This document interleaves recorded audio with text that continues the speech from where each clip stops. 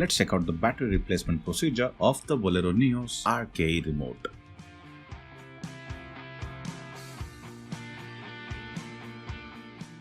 Open the flip key. Then open the key fob cover. Using a pin, gently remove the battery.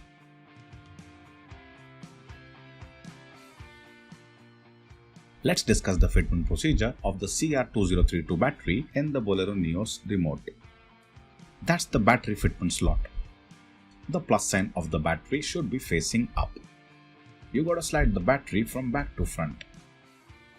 The front end dips first and the rear end needs to be raised while inserting the battery.